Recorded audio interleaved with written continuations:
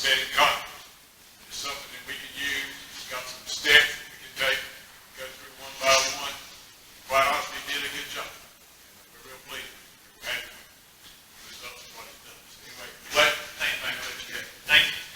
So I'm Blake Sanders, landscape architect with Studio Maine, joined by Trip Muldrow, Arnett Muldrow. We're both out of upstate South Carolina, and we both focus on rural communities for economic development, smart growth, and setting strategic plans.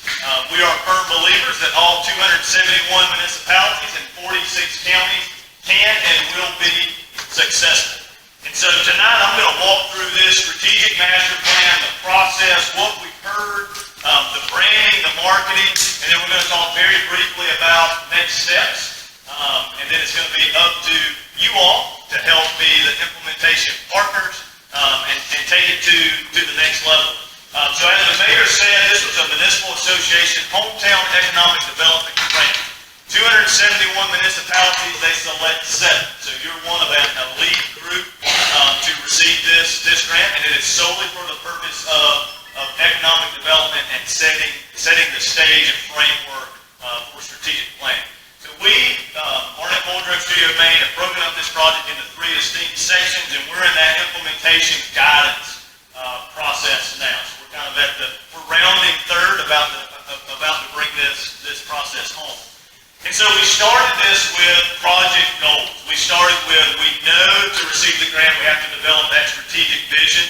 We know that we needed to identify priority areas. As I mentioned in that first meeting, I would love to tell you that all of Lakeview is included in this plan and you can implement it all in 6 months, but that would be a lie. So we needed to prioritize where that investment would be. We needed to strengthen the connection to the mill pond. We needed to prioritize connectivity and community. Those are 2 things that you're going to hear a lot tonight, especially in the brand statement, is how strong your community is. Your community is so strong, and we don't say this lightly, but your public drop-in meeting was the most well-attended meeting that I've run in the previous 5 years. When you talk about 10% of your population was here and engaged in the process. If they weren't here, they called us, they were texting us, they were calling town hall, they were a part of the process. This is not my town. I don't live here. I live in a town of 900 people, but this needed to be your plan. This is not the Blake Sanders vision. This was your vision.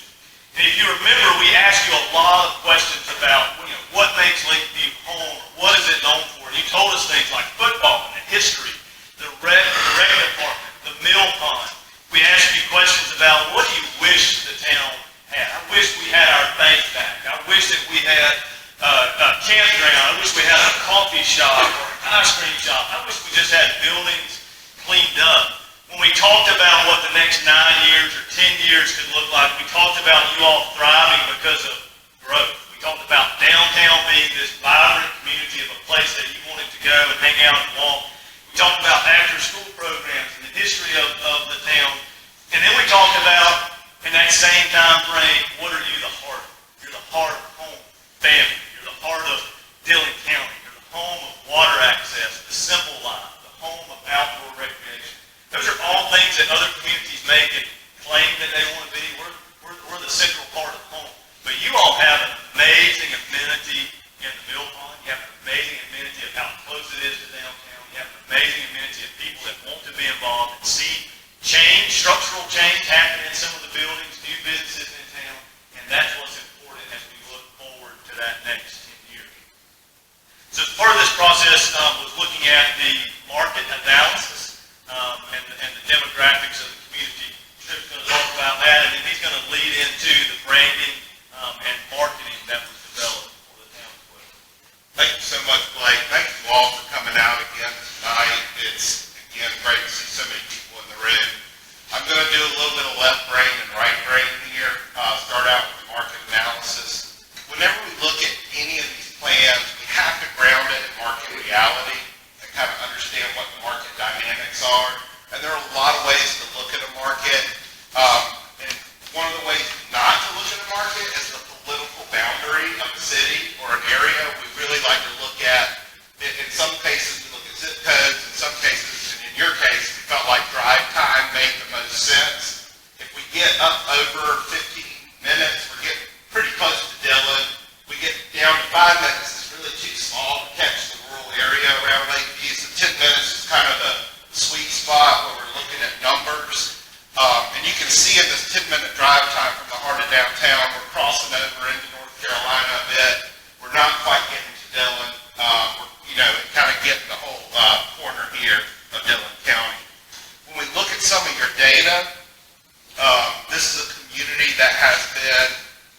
declining in population, that rate of decline is actually projected to stop. And in the next 5 years, you're starting to tilt back up and increase in population. There are a lot of factors that are impacting this right now. Those of you who live here know best what you understand is going on. We see people coming in from away that are looking for property. You're very close to Horry County, which is the fastest growing county in South Carolina. We also have people coming home. And that was very interesting to hear in our input while we're here. And so this idea of population shrinking in the area is basically flatlining, and we expect it to start increasing again over the next 5 years. How fast that'll be is subject to some speculation, but we kind of see that on the ground. One of the things that y'all know, being part of this community in Dillon County, is that the household incomes here, very similar to Dillon County, is less than the state. What we have here in the 10-minute drive time, a median household income of about $31,000. Dillon County is about 32. South Carolina is 57. And the United States is about 67. There's also very serious income disparity. African American households here earn about $22,000 a year median household income compared to white households, which earn $41,600. So that income disparity is very real here as well.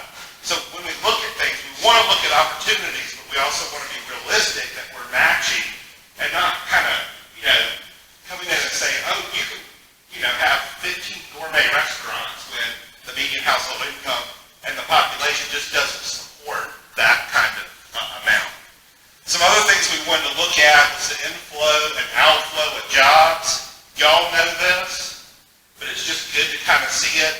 And this has been pretty steady over time. We know that y'all have lost manufacturing. So many rural communities in South Carolina have. You have about 830 people out migrate from the 29563 zip code, 79 migrate in, and we have about 19 people who work and live in the zip code. Now this is census data, so sprinkle a little salt on this. Now that arrow on the first diagram isn't the right direction. Y'all know what direction folks are going. If you look at the radar chart, all those jobs that out-migrate, they're going right to Dillon. They're going right to the interstate and into that direction. It is interesting to see that when I do work in places like Williamsburg County. We see that chart split in two. We have people going to Georgetown County and people going to Sumter County. Y'all are kind of commuting inside the county to jobs here. Then I can look at what the market is from a retail standpoint and what stores sell in that 10-minute drive time versus what consumers spend. And that's kind of the magic formula to figure out whether the things that you want here are things that are sustainable here from a market standpoint. So if that 10-minute geography, if people are buying more than stores are selling, then you're leaking dollars. If stores are selling more than people are buying, you're gaining dollars. Great example, if I do a 10-minute study and I drop a pin in the middle of Myrtle Beach, it's going to be a huge gain market because there are not enough humans that live there to sustain the retail there. In most rural communities, we're going to see market leakage. It's a conservative estimate when I talk about this disparity. It's based on very low capture rates. Do I think y'all are going to suddenly, if you get these kind of things, do all your shopping here and just stop going to Dillon or stop going to Myrtle Beach or stop going? That's just not realistic. So we've got to look at a low capture rate, and it doesn't account for that population growth that we're going to see happening, and it doesn't account for visitors either, which is a huge opportunity we're seeing in rural communities across the United States and across South Carolina. So here's some things that you all kind of know and some things that will verify what you think. As far as grocery stores and general merchandise, read Dollar General or Family Dollar, y'all are saturated. It's kind of done deal. There's not going to be a food line coming. It's pretty much a saturated market. That's probably good to know that there's not going to be 3 more Dollar Generals popping up.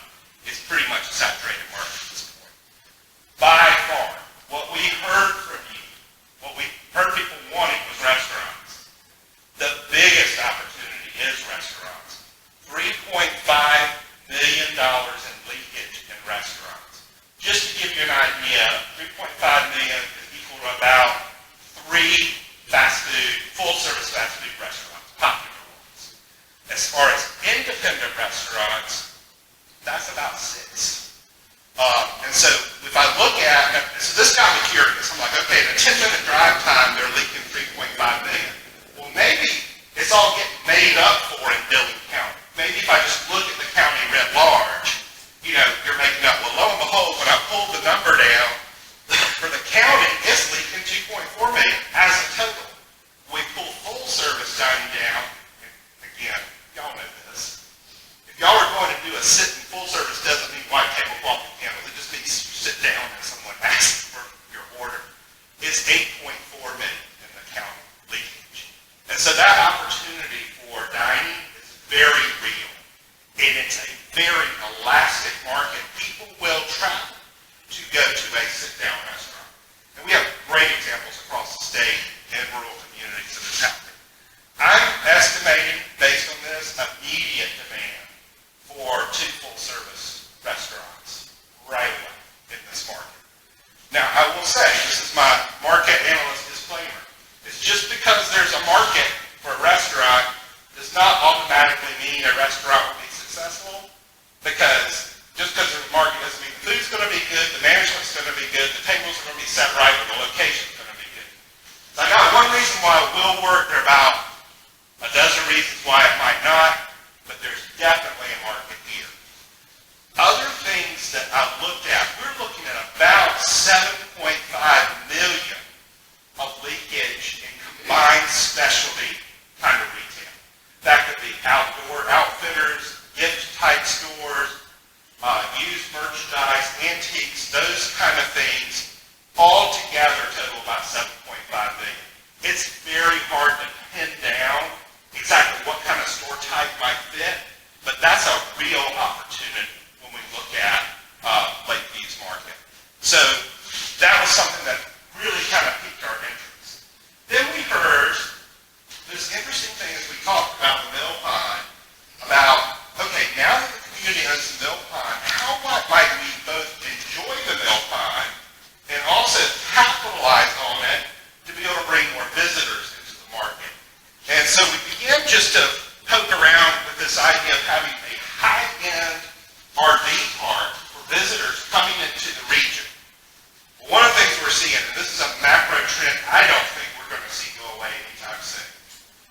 Any of y'all know anyone with RVs or know what's going on with this? COVID ballooned that market. I don't think we're going to see that shift anytime soon. I think people are going to get comfortable with it.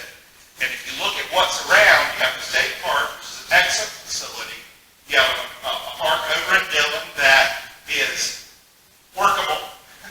But this could be a very nice facility. And if we just did some of those numbers, if we look at Little PD, if we look at this, I just ran some numbers on if you had a 35 space one, you charge $25 a night. We're looking at $239,000 per year revenue on that park alone. 10% profit margin, we're looking at about $24,000. It's just income to the locality if it were to contract out with an operator. And then the accommodation tax on top of that would be about $5,000. So again, just as we start teasing out ideas, one of the things we like to do is, okay, this is an opportunity. Let's look at how this works to sustain income for the community or for a private vendor that would pay back to the community to have people come and visit. Those visitors, in turn, we hope would spend money in your stores, would help sustain your restaurants and shops and so forth. And so that's an idea. Blake will talk more about that. So we've got some really cool market opportunities out here in Lakeview, and the trends are starting to really look good in your favor. If I had done this 5 years ago, we would have been looking at that massive population decline, and it would have been a little unnerving. That's away. It's gone. So it's a fascinating thing to see. So I'll put down my right brain. I think that's the right brain. Pick up the left brain. The other thing I'm tasked with doing when we do a project like this is not just a market study, but so much of what we do is tell the story of the place. And when we had over 100 of you here at the opening meeting, and the roundtable meetings and the input we heard a story of a place that is really touching and pretty amazing.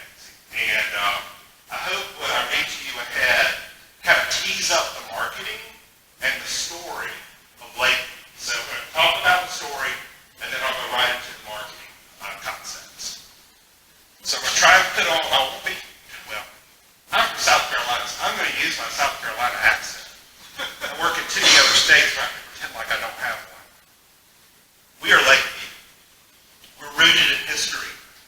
It was here that William Ford settled after the Revolutionary War to build a dam and mill to provide sustenance for surrounding farms in the newly established states of North and South Carolina. The mill and its pond became an iconic place in the area and a center of activity. In 1870, the Page family had bought the pond and built a general store, further establishing this crossroads as a gathering spot in the area. Yet, it wasn't until 1907 that the community incorporated into the town of Page's Mill, a name that would change to Lakeview in 1960. We are rooted in connections. Families here built a town of churches, schools, businesses, and homes. Here we revel in knowing one another even as we welcome visitors. By the middle of the 20th century, Lakeview was a well-known stop on number 9 as tourists began to flock to the growing resorts of the South Carolina Grand Strand. We're rooted in spirit. Lakeview is a place where Gator pride looms large. A typical Friday night in Lakeview finds the streets empty as the community gathers to cheer the royal blue and gold to victory. This legacy of success in sports remains a rallying point to this very day. Our roots bind us to our home. Veterans are returning to Lakeview. Children are coming home bringing experiences from places far away. And newcomers are discovering what we already know, that Lakeview is close to all the amenities anyone could want, yet far from the ordinary small town. Today, Lakeview is returning to its roots. Page's Mill Pond, the place for which the town is named, is now part of the town itself.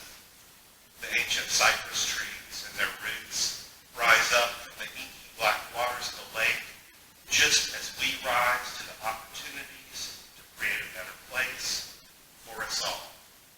We are Lakeview, South Carolina, deeply rooted, rising together. And with that, we have a logo that we've developed for Lakeview, Lakeview, South Carolina, deeply rooted, rising. We hope that what you hear is the voice of what you feel about this place and the history of this place. The image that we took here is basically the image of the pond itself and recreating the cypress trees and the views that you see here. And whenever we do these kind of things, we test them to make sure they look good in all the different formats. What we're hoping is that this will be something that you all can use and be proud of, whether it's citizens of the community, whether it's staff of the town, whether we're taking the official seal of the town and using that, or when y'all are going to spend your money in other places, you're wearing this flag that says "Come Visit Lakeview," and even expanding it to events and activities like having a feast on First, where you set up a dining room table and have everyone gather and dine together in the spirit of the community, whether you're doing trick-or-treat like we did when we were here before. We even think ahead to things like future activities and events, or future amenities, like having a walking trail near the pond, or even having those promotional pieces to get out to folks who would visit the community. And having this come into the community, have great banners, continuing these, whether you're rooted in the outdoors, rooted in history, rooted in family, or rooted in service. And of course, one of the things we always like to do is make sure that we help curate the visitor experience in the place. So that when people come to town, they know how to get from one part to the other, how to get from the school to downtown, how to get from the pond into the area. And then, of course, we can't resist, since you're so close to Interstate 95, of showing really are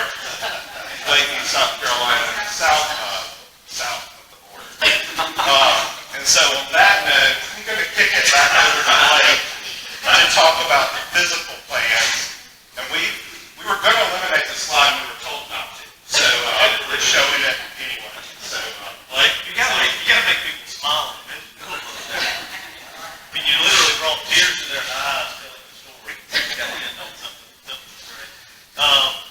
So we're going to dive into the physical improvements. These physical improvements may occur in the public right-of-way. You may see a photo of a building and you remember what it was when it was a child, or what it is, and we have it shown as something different. Those are things that are concepts. These are not things that will be built identically to what we show. This is just an idea of what could come, and we'll talk a little bit about funding as well. One of the first things I like to do when we start talking about connectivity is show you your city, to show you a typical Walmart. We've all on Black Friday, we're all getting ready to do it next week, park in the very last parking place and walk all the way to the electronic section to buy the television on the Dillon Walmart. That's the Dillon Walmart. That's the Dillon Walmart. We've all done that, and we don't think twice about it. But I want to take that, and I want to outline that parking lot, and I want to overlay it over your downtown so that you can see that your entire downtown is a walkable downtown. It's okay to park in front of Town Hall and walk back to the Dollar General or the Family Dollar. It's really not that far away. This just puts it in perspective when I start to talk about the 5-minute walk from the center of town or the 10-minute walk. You can start to connect a lot of people to downtown. You can start to connect the schools to downtown. It is very easy to connect those 35 campsites, those 100+ people that could walk to downtown to eat or spend their money from the RV park. It's also interesting when we zoom out at the city as a whole, again without boundaries, because none of us see those political boundaries on the ground. When we start to look at what the Gator Walk Greenway or the Gator Walk Trail might look like when we start to talk about a loop around the pond, when we start to talk about bicycle lanes or sidewalk expansions that maybe don't currently exist, but we know they need to. And when we talk about ADA accessibility or connecting some of those sidewalk gaps together, we're not only talking about someone in perhaps a wheelchair. I like to use the term 8 to 80, and so this is no longer true. My daughter is 9. But my 8-year-old daughter and my 80-year-old grandmother, if they can both use the sidewalk and the facilities, then you've captured everyone in between. It's my nephew in the stroller that we're pushing. It's my grandmother with her cane. And so this greenway system may be a combination of asphalt paths or concrete paths that maybe go around the lake or the pond. It may be boardwalks over some of those wet areas. It may be sidewalks. It may be taking some of the residential streets and just adding some striping so that people know, hey, it's okay to walk here. That's how we're going to connect, say, the park back over to downtown. It's important to think about connectivity. We could have spent our time kind of detailing out where you had sidewalk gaps at, where the ADA ramps didn't exist. But just know that there is a ton of funding for connectivity right now, specifically with the recreational trails program that the state has to offer with DOT, with CDBG, the American Rescue Plan Act all has funding for infrastructure. Walking is a type of transportation, so the new infrastructure bill has funding in that for connectivity. The county has funding. There's a lot of funding opportunities for connectivity. It's going to be about you all as a community and the elected officials prioritizing where that connectivity starts to take place. The other thing we wanted to do before we kind of dove into downtown and talked about that walkability was to understand areas of the city that did need assistance, whether it was a park or whether it was a component of recreation. So thinking about Hilltop Park, going over there and seeing just the lack of ADA access, knowing that court could be a full-size court, knowing the need for a playground structure and perhaps a restroom. So wanted to do just a really quick plan to show that a full court basketball would work, that a new 20 by 40 picnic shelter and restroom would fit there, that an ADA accessible playground for 3 to 5-year-olds and 5 to 12-year-olds could fit there, and that there could be ample parking around all of those streets. It was just a plan that we wanted to do. We felt led as design team members to start looking at one specific park that needed some improvements. And again, to tell you that there's funding out there not only for this park, but for all the other parks in the town. Whether it's ARPA funding, Parks and Recreation Development that money is given out by the legislative delegation, whether it's football players that are from here.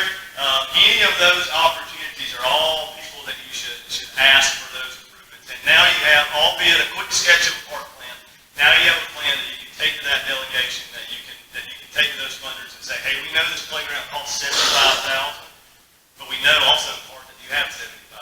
So we'd love to see this improvement take place. We also wanted to, as Trip noted, talking about downtown and talking about the importance of it, we wanted to prioritize our investments with that specific area. And being that we're crazy designers and we were from out of town, so we didn't have anywhere else to go but here and to south of the border. We wanted to make sure that we drew the entire downtown. We started looking at what all of it could look like as part of a long-term plan. Again, I'm going to show you this and walk through some of the high-level things, but I want you to know that this is just conceptual and that it won't happen overnight, and that I hope that this is a malleable document that can continue to be shifted around. And so I just want to talk kind of high level, coming down Richard Temple Boulevard, which would be from bottom left to top right. It is directly in line with the yellow of the Dollar General sign. But there's some very unique opportunities for streetscape through there. You're one of the only small towns left that has angled parking. So keep that. There's an opportunity for street trees through there. As you get into, wish I had my pointer with me. As you get into the core of the city, there's some opportunity for there to be an honor park or a veterans park or the welcome to downtown signage. Community Street right here is a very unique opportunity to close that street and have one large green space that's connected to this community building, and I'll show you a photo simulation of that, of just what outdoor green space could look like. Think of all the great places you went and spent time outdoors. A green space inside of the downtown of the city is incredibly successful, and businesses thrive around that. Well, we'll talk a bit about and show photos of what simple things like string lights would look like in between buildings, perhaps on First Street, or what that feast on First would look like.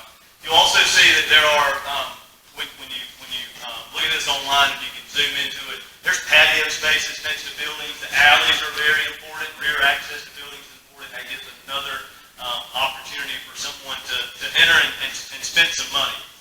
And so if I were to just start to look at this from a perspective of on the ground, I see a sidewalk that might need edging, or I see a road that needs paving. I see a landscape that, while it's beautiful and manicured, is not formal. It doesn't say welcome to downtown. And so when I talk about streetscape improvements, I'm talking about the sidewalk being pressure washed. I'm talking about repaving. That street being wide enough for there to be a bicycle lane, to talk about connectivity to Main Street and the park. Talking about having an alley of canopy trees down the center of the street, or ornamental grasses that maybe don't need mowing as much, so we can talk about decreasing maintenance. Again, these are all things that are funded locally, statewide, and federally, that can just start to improve the aesthetics. All things that occur inside of the public right-of-way. When we start to get into the core of town, we start to look at individual businesses or individual facades. Let me rephrase that. Individual facades, and looking at what that same streetscape opportunity could look like. As we start to fold in some of that market data that Trip talked about for what a restaurant could look like in one of the buildings, you'll notice that the feed and seed sign is still there, but maybe that becomes more of a general store as well, to pick up some of that retail merchandise. Again, just simple things as far as facade improvements that can be funded, again, locally, countywide, or with state funds. The trees down the front, having street lights, new facades, new signage. As we get into kind of past the first set of businesses, I talked about that